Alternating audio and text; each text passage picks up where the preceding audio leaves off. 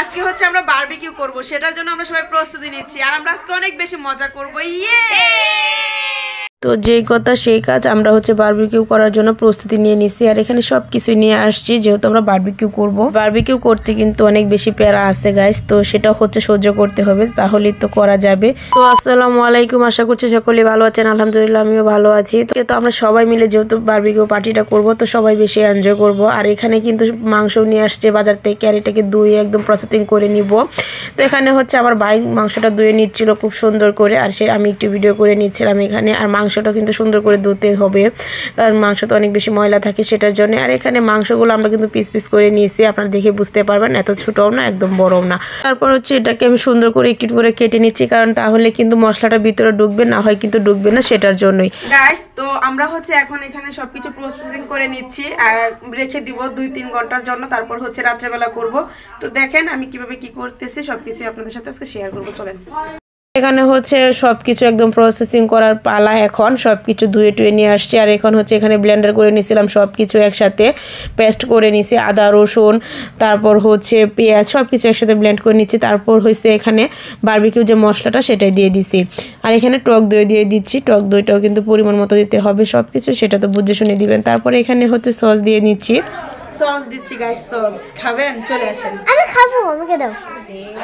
Sauce তো পড়তেছে না, কি একটা অবস্থা। যাই হোক, এখানে গায়ে সস পড়তেছিল না, সেটা নিয়েও একটু মজা করলাম। যাই হোক, আর এখানেও হচ্ছে মশলা দিয়ে দিচ্ছি, এবার ধনিয়া গুঁড়া হচ্ছে হলুদ গুঁড়া মরিচ গুঁড়ো সব কিছু একসাথে দিয়ে দিচ্ছি। তারপর এখন এটা সুন্দর করে আমি মাখিয়ে নিব পরিমাণ মতো লবণ দিয়ে। আর এটা মাখানোটাই কিন্তু অনেক বেশি মজা, এখানে আপনি সুন্দর করে মাখাতে পারলে খাবারটা সুন্দর হবে, খেতেও মজা লাগবে। তো এখানে মাখিয়ে আমি হচ্ছে 1-2 ঘন্টার জন্য রেখে দিব, আর আপনারা চাইলে 4-5 ঘন্টার জন্য রেখে দিতে পারবেন, কোনো সমস্যা নাই, যত রাখবেন ততই ভালো হবে।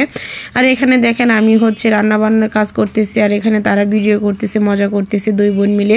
তো তাদের কাহিনী এটা সবসময় এরকমই করে। গাইস দেখেন কি অবস্থা, একটু কাছে নিয়ে দেখাও।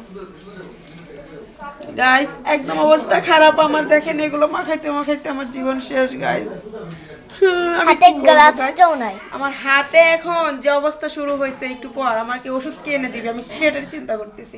যাই হোক, আমাদের কিন্তু মাখামাখি একদম শেষ, এখন এটাকে রেস্টে রেখে দিব 3 ঘন্টার জন্য। তারপর হচ্ছে আমরা এটাকে পুরাবো, তখন তো আপনাদের সাথে শেয়ার করবো। তো টাটা। তারপরে তো মাখিয়ে একদম রেখে দিছি রেস্টে, এটা কিছুক্ষণ থাকবে 2 ঘন্টার মতো। তারপর হচ্ছে আমরা প্রসেসিং অন্যান্য শুরু করে দিব। আর এখানে হচ্ছে তো বারবিকিউ করার জন্য নিয়ে আসছি, এখানে তারা সব কিছু করে নিছিল আগে থেকেই।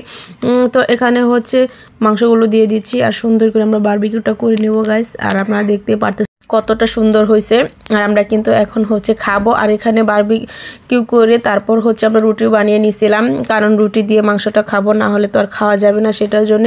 আর এখানে আমি যে মশলাটা ছিল সেটা দিয়ে একটু ঝোল করে নিয়েছিলাম, কারণ ঝোলটা থাকলে কিন্তু সবাই খেতে বেশি মজা পাবে, সেটার জন্যই। তো আজকের ভিডিওটা আমার এ পর্যন্তই, আশা করছি আপনাদের ভালো লাগবে। যাদের ভালো লাগছে সবাই কিন্তু ফেসবুক পেজটা ফলো অ্যান্ড শেয়ার করে দিবেন, আর হচ্ছে আমার ইউটিউব চ্যানেলটাও সাবস্ক্রাইব করে দিয়ে আসবেন। সবাইকে অসংখ্য ধন্যবাদ আমার পুরো ভিডিওটা দেখার জন্য। আল্লাহ হাফেজ সবাইকে, সবাই ভালো থাকবে, সুস্থ।